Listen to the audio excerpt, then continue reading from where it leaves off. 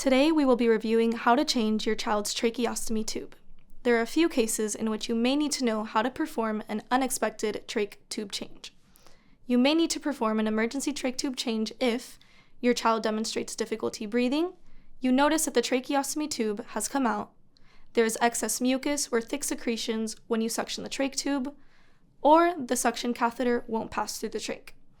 You should always have someone assisting while changing a tracheostomy tube, unless absolutely necessary. You will need the following supplies to perform a tracheostomy tube change or to reattempt an unsuccessful trach tube change. A clean tracheostomy tube with an obturator, a tracheostomy tube that is one size smaller than your child's assigned size, clean trach holders, water-soluble lubricant or normal saline, a split 2x2 pre-cut gauze, a blanket or towel to roll under the child's shoulders, suction supplies, supplies to clean the stoma and neck, and an ambu bag with a mask attachment. You should always keep a tracheostomy emergency bag with your child, including in your home. Check your emergency supply bag regularly and make sure you have a cell phone on hand in case of an emergency. To begin performing a trach change, ensure you have washed your hands thoroughly. Put on gloves if this is not an emergency situation. Next, tilt the head, preferably using an available pillow or towel under the shoulders. At this point, make sure to provide support for your child's head to prevent movement. You can now remove speaking valves, caps, or heat moisture exchange devices, also known as an HME. If the child is on a ventilator, do not remove the ventilator until the existing tube has been removed from the patient and the new tube has been inserted. You may now remove the tracheostomy ties and remove the old tube.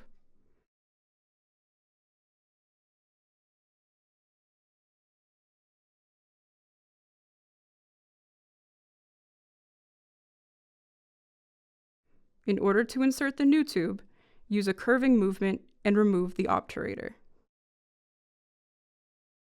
To secure the new tube onto the neck, you may gently lift your child whilst holding the trach tube in place.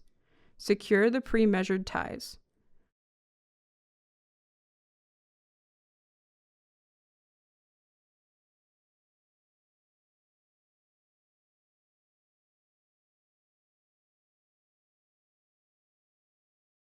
Finally, ensure that there is only enough space for one finger to fit underneath the tapes.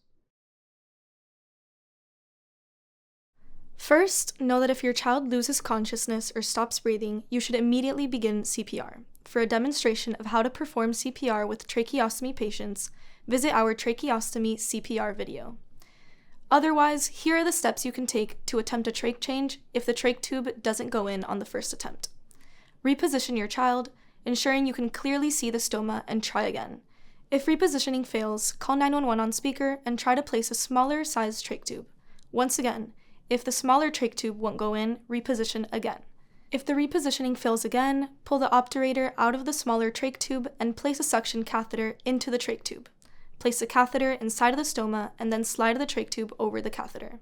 If you are unable to insert a tube, cover the stoma and begin bagging using your child's ambu bag and a mask attachment.